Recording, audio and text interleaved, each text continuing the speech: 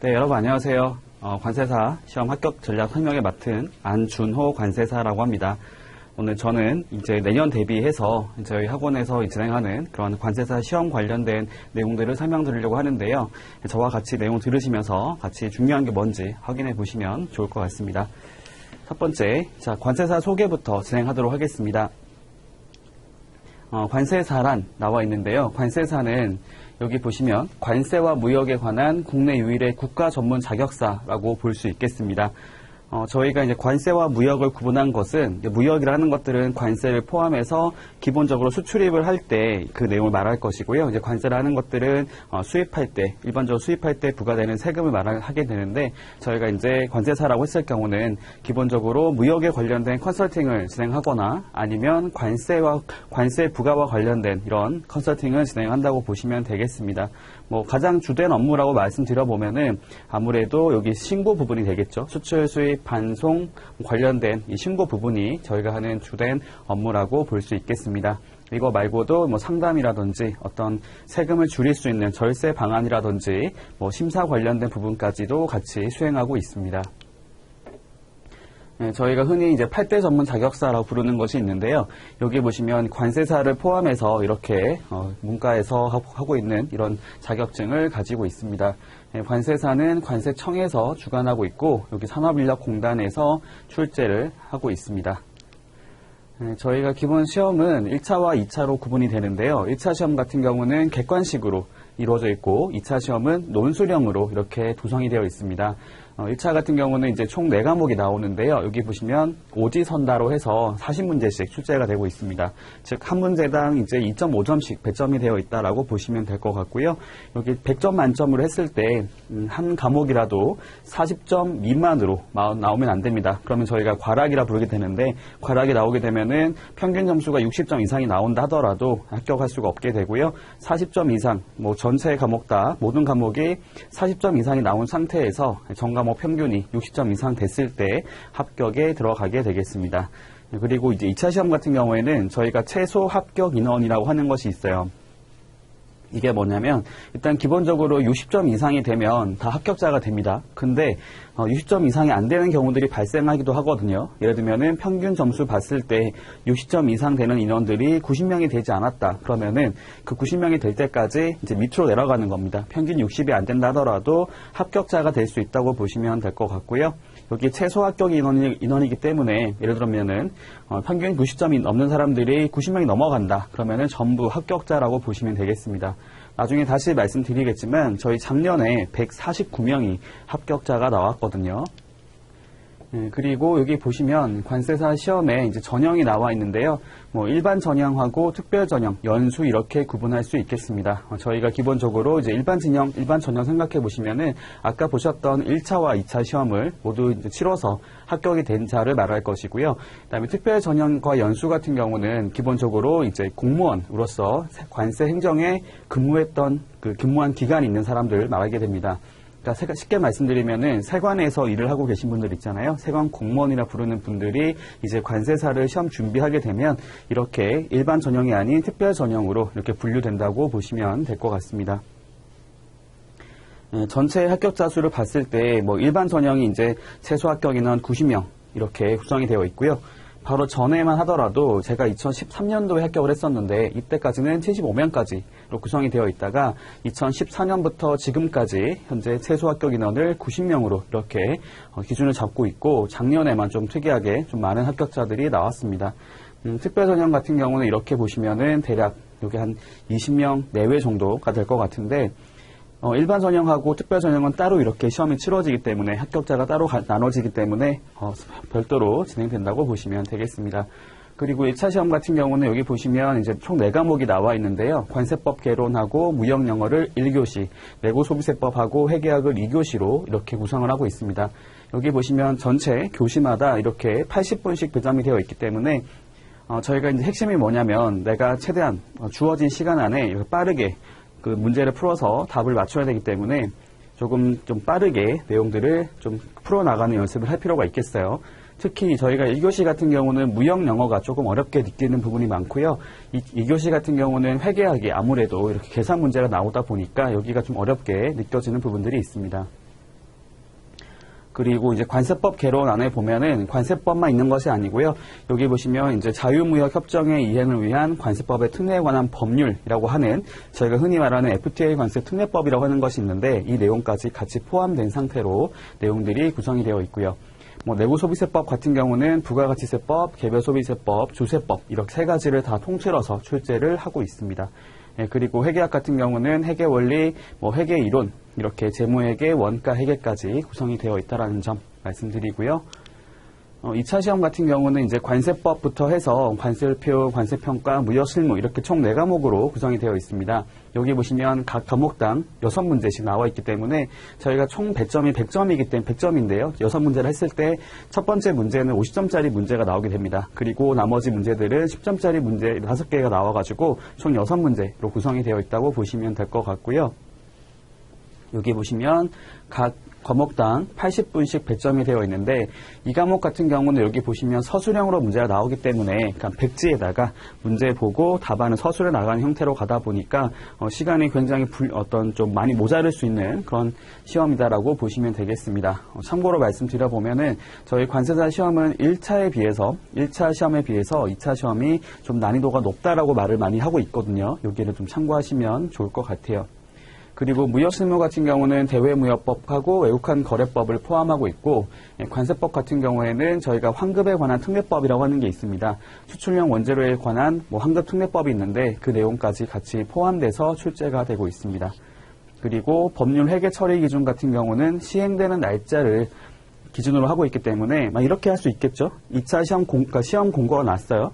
공고가 나고 나서 나중에 이제 2차 시험이 날짜가 있는데 2차 시험 직전에 이렇게 어떤 개정이 돼서 시행되는 게 있다라고 했을 경우에는 그 시행되는 것까지 반영해서 출제가 된다고 보시면 되겠습니다. 특히 여기 나와 있는 법 과목 같은 것들이 좀 개정이 많이 되기 때문에 항상 내가 시험을 보기 전에 이 법률은 개정되는 것이 있는지, 개정되는 것이 있다면 그것이 시행되는 것인지 여부를 확인해 보실 필요가 있겠고요.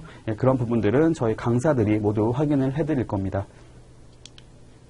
그리고 이제 날짜를 보면은 이제 올해 기준인데요. 1차 시험 같은 경우는 3월 말에 하게 되고 2차 시험은 보통 6월 말에 치르게 됩니다. 지금 아직 6월 말이 안 됐기 때문에 2차 시험이 남아있는 상태가 되고요. 2차 시험은 3월 20일 날 치러졌습니다. 그리고 항상 토요일 날 치러지기 때문에 3월 20일 토요일, 6월 26일 토요일 이렇게 구성이 되어 있는 것이고요. 그리고 이제 아까 잠깐 보여드렸던 그 특별전형 있잖아요. 특별전형 같은 경우에 여기 보시면 이제 관세 행정 분야, 여기 해당되는 부서에 있는 사람들은 이제 그런 것들을 인정을 해서 이렇게 시험 과목 중에 일부를 면제받는 것이 있는데 여기 보시면 관세청, 기획재정부, 그다음에 조세심판원 이렇게 내용들이 나와 있습니다. 그리고 합격자 통계가 나와 있는데요. 여기 보시면 2010년도부터 해서 2020년까지 이렇게 쭉 나와 있는데 여기 보시면 이제 1차 같은 경우는 지금 10% 내외에 있다가 최근에 와서 보시면 한 30% 내라고 보시면 될 것 같아요. 작년 같은 경우는 23.58% 나와 있었는데 대략적으로 20-30% 정도가 합격한다 보시면 될 것 같고요. 2차 시험 같은 경우는 조금 경쟁률이 높은 편입니다. 여기 보시면 아무래도 뽑는 인원들이 적다 보니까 여기 보시면 이제 10% 밑으로 나오다가 작년에만 조금 특이하게 좀 많이 뽑혔기 때문에 20% 가까이 나오게 됐어요. 통상적으로는 10% 좀 내외라고 보시면 될 것 같습니다. 그렇죠? 그리고 여기 과목별 통계가 나와 있는데요. 1차 시험 같은 경우는 뭐니 해도 이제 회계가 가장 관건이다라고 볼 수 있겠습니다. 회계라고 하는 것들은 아무래도 이제 익숙하지 않은 분들 많으실 거고, 워낙 공부하는 양 자체가 많기도 하지만 좀 어려운 부분이 있기 때문에 아무래도 여기 보시면 그 평균 점수가 상당히 낮은 편이죠. 아까 말씀드리기를 40점 미만으로 나오게 되면 과락이 되기 때문에 당연히 합격이 못하게 되는데 보통 여기 회계학 때문에 떨어지시는 분이 꽤 많다고 보시면 되겠습니다. 쭉 여기 나와 있는 부분이고요. 여기 과락률 같은 경우에도 가장 높은 부분을 차지하고 있는 것이 바로 회계학이다라고 볼 수 있겠어요.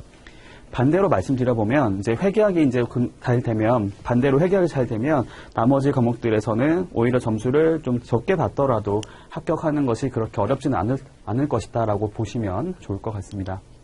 나와 있고요. 그리고 합격자 연령과 성별이 나와 있는데 연령 같은 경우는 아무래도 이제 20대와 30대가 주로 이룬다고 보시면 되겠습니다. 20대 같은 경우는 이제 취업을 앞두고 있는 20대 중후반, 그렇죠. 그때 인원들이 많다고 보시면 되겠고요. 30대 같은 경우에도 30대 초반이 주로 많이 있는데 나중에 이제 직장 생활을 하다가 아무 전문직이라는 것들을 도전해 보겠다라고 해가지고 뒤늦게 들어와서 이렇게 합격하시는 분들도 종종 있습니다. 여기 40대와 50대 분은 많지 않지만 그래도 이렇게 합쳐서 한 5% 내외로 이렇게 들어가 있다고 보시면 될 것 같고요. 남녀 성별 같은 경우는 남자가 조금 더 많기는 하지만 그렇다고 엄청 큰 차이는 아니라 볼 수 있겠고요. 일반적으로는 6대4 정도 되는 비중으로 합격자가 나오는 것 같습니다. 옛날에는 더 많았었는데 요즘에는 이제 여자분들도 많이 하다 보니까 합격자 수가 더 많이 늘어나게 됐고요. 보통은 5대5에서 조금씩 왔다 갔다 한다고 보시면 될 것 같습니다. 그리고 시험 통계가 나와 있는데요. 여기 보시면 이제 일반 응시자, 그다음에 전년도 1차 시험 합격자, 경력에 의한 시험 면제자라 써 있는데 여기 보시면 전년도 1차 시험 합격자가 뭐냐면 저희가 흔히 이제 유예생이라 부르는 것이 있어요. 유예생. 그러니까 이렇게 생각하시면 되죠. 내가 올해 1차 시험을 봤는데 1차 시험에 합격하게 된 겁니다. 그러면 1차 시험 합격하게 되면 다음 연도, 그러니까 올해 합격하면 끝나겠지만 2차 시험에서 떨어지게 된다 하더라도 내년에 바로 2차 시험을 바로 다시 응시할 수 있도록 하는 기회가 주어진다고 보시면 돼요. 그래서 1차를 한번 붙고 나면 다음 연도에는 1차를 다시 보지 않아도 바로 2차 시험에 응시할 수 있기 때문에 아무래도 공부할 수 있는 시간이 좀 더 확보가 될 수가 있겠죠. 그래서 많은 분들이 이제 아무래도 이렇게 유예생으로 합격하는 분들이 아무래도 좀 더 많다고 보시면 될 것 같고요. 근데 아무래도 이제 요즘에 워낙 경쟁률이 높아지다 보니까 유예생일 때도 떨어지신 분들은 또 다음 연도에 1차와 2차를 같이 준비하시는 분도 있거든요. 그러니까 그런 것들을 저희가 동차라 부르게 되는데 동차생들도 단연차가 많아지다 보니까 여기 보시는 것처럼 옛날에는 유예생이 훨씬 많았었는데 점점 그 비중이 좀 낮춰지게 됐고요. 오히려 일반 응시자가 더 많아지게 됐다라는 그런 부분들도 확인해 볼 수가 있겠습니다. 지금은 보니까 작년 같은 경우는 좀 차이가 나긴 했었는데요. 보통의 경우에는 한 6대4 정도로 이렇게 구성이 된다고 보시면 될 것 같고요. 그 다음에 2차 시험자 접수, 아까 말씀드렸던 그 부분이죠. 여기 전년도, 당해년도. 합격자 통계가 나와 있는데요. 사실 수석 같은 경우는 크게 중요한 건 아니겠죠.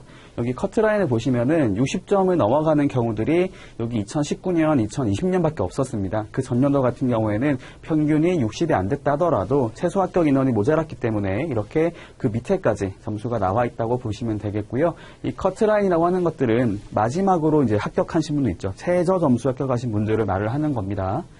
넘어가도록 할게요. 그리고 아까 보셨던 그 내용들이 나와 있는 부분이고 그 다음에 채점 결과가 나와 있는데 작년 같은 경우에 보시면 2차 과목 같은 경우에는 첫 번째가 관셀표라고 하는 것들이 가장 높은 과락률이 나와 있는데 이게 왜 그런 거냐면요. 저희가 1차 시험을 보거나 합격하게 된 겁니다. 그렇다면 2차 시험에 응시할 수가 있게 되는데 2차 시험에 응시를 하러 가는 게 당연히 필요할 수 있겠죠. 내가 물론 준비가 안 될 수 있어요. 하지만 경험치를 쌓기 위해서 경험 삼아 가지고 그렇게 가서 이렇게 시험을 보고 오는 경우들이 있을 수가 있어요. 근데 관세표 같은 경우는 굉장히 암기할 게 많기 때문에 내가 암기가 안 돼 있으면은 쓸 수 있는 게 없습니다. 그래서 여기가 과락률이 높은 편이다라고 보시면 될 것 같고요. 저희가 전체적으로 봤을 때는 관세 평가가 가장 좀 어려움 많이 느끼는 그런 과목이라고 볼 수 있겠습니다. 그래서 저희가 나중에 1차에서는 이제 회계가 좀 관건이라 볼 수 있겠고 2차에서는 관세 평가가 관건이라고 볼 수 있겠습니다. 다음으로 저희 학원에서의 관세사 프로그램에 대해서 말씀을 드려보도록 하겠습니다. 아까 전에 말씀드렸던 그런 내용에 맞춰서 여기 보시면 연간으로 해서 이렇게 1차는 기본 이론, 이순환, 문제풀이, 마무리하고 모의고사 이렇게 치러지게 되고요. 이 마무리라고 하는 것들은 저희가 나중에 이제 시험을 앞두고 나서 그동안 봤던 것 중에서 그 실제 시험하고 가장 유사한 어떤 출제가 될 수 있는 그런 부분들을 이렇게 핵심만 모아서 한번 정리를 하는 그런 시간이라 보시면 되겠습니다. 그리고 모의고사라고 하는 것들은 똑같이 1차 시험에 맞춰서 이렇게 문제 수라든지 아니면 이제 시간 같은 것들을 다 조정을 해서 그걸 맞춰서 마지막으로 시험을 본다고 보시면 될 것 같고요. 2차 같은 경우에도 똑같이 처음에는 5월부터 여기 8월까지 5, 6, 7, 8월이겠죠. 그때는 기본 이론을 하게 되고요. 그 다음부터는 심화 이론, 신마이론 같은 경우는 과목마다 좀 차이가 있긴 하겠지만, 뭐 기본적으로 이제 그 시험에 나올 수 있는 그런 부분에 대해서 조금 더 이렇게 좀 복잡한 어떤 내용들을 좀 다룰 수 있는 부분이다라고 보면 될 것 같고요. 그 다음에 답안 작성 지도 같은 경우에는 저희가 실제로 답을 쓸 때 어떤 내용들을 써야 되는지 그런 부분들을 설명한다라고 보시면 되겠습니다. 그리고 이제 1월부터 시험 직전까지 이렇게 스텝 1, 2, 3 나눠가지고 모의고사를 치르게 돼서요. 실제 시험과 동일하게 그 시간에 맞춰서 이렇게 문제를 내주고 답안 서술한 것들을 첨삭하는 그런 과정을 거친다고 보시면 되겠습니다. 이렇게 교육 과정이 구성이 되어 있고요. 그리고 각 강사들이 이렇게 구성이 되어 있습니다. 뭐 기본적으로 저희가 이제 기본 뭐 문제풀이 다 마찬가지인 게 그 과정 자체는 48시간이라고 하는 것들을 기본으로 생각하시면 될 것 같은데요. 48시간보다 조금 더 많은 것들은 양이 좀 많다고 보시면 될 것 같고 48시간보다 조금 모자라는 것들은 양이 조금 적다고 느끼시면 될 것 같습니다. 여기 보시면 이제 관세법 개론 제가 맡고 있는 부분인데 여기 보시면 관세법 개론하고 FTA 특례법 이렇게 두 개 나눠져 있고요. 무역영어는 조금 양이 많다 보니까 48시간에서 좀 더 나아가서 이렇게 보강을 해서 60시간으로 구성이 되어 있고 내세법은 조금 시간이 줄고요. 회계 같은 경우는 워낙 또 양이 많기 때문에 이렇게 합쳤을 때 약 90시간, 그렇죠. 90시간 가까이 되는 그런 시간들이 배정이 되어 있습니다. 또 나머지 시간 같은 경우는 이제 문제풀이하고 파이널 해서 총 이렇게 구성이 되어 있고요. 저희 학원에서는 기출문제 해설도 같이 하게 되고 그 다음에 뭐 개정되는 것이 있을 때는 바로바로 이렇게 즉각적으로 특강을 하고 있습니다. 그 다음에 2차 같은 경우에는 아까 말씀드렸던 그 내용들이 나와 있는데요. 여기 보시면 제가 여기도 똑같이 2차로 들어가 있는데 여기 48시간을 기준으로 했을 때 관세법은 조금 양이 많은 편이고 그다음 평가는 조금 양이 적은 편이고요. 무역실무 같은 경우에는 여기 보시는 것처럼 대외 외환이라고 하는 것이 있기 때문에 합쳤을 때 조금 양이 많아 보이긴 하는데 또 막상 하게 되면 또 그렇게 많게 느끼지 않는 그런 부분들이 나올 수가 있겠습니다.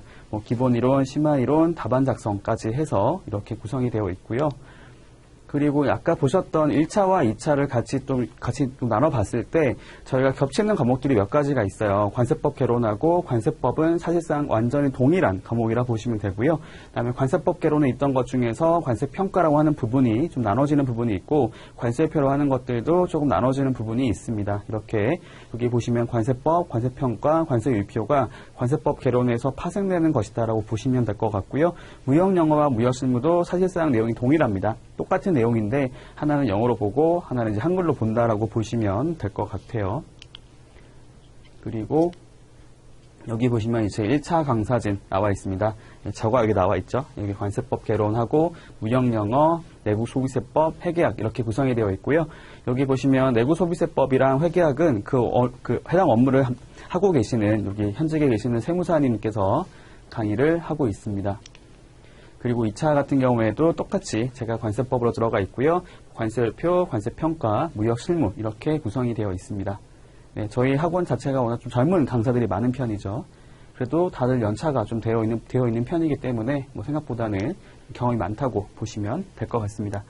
네, 여기까지 보게 되면 제가 전체적인 설명을 다 해드렸는데요. 이 내용을 보시고 이제 관세사라고 하는 그런 직업 자체가 상당히 매력적인 그런 직업 중에 하나라고 저는 생각을 합니다. 여러분들이 이걸 보시고 내가 어떻게 준비를 하는 게 좋을지 뭐 이런 매력에 빠지셨다면 저희 학원에서 같이 시작하는 것이 좋지 않을까라고 생각을 합니다. 여기서 저희 설명을 모두 마치도록 하고요. 또 다음에 또 기회가 됐을 때 학원에서 또 뵙도록 하겠습니다. 감사합니다.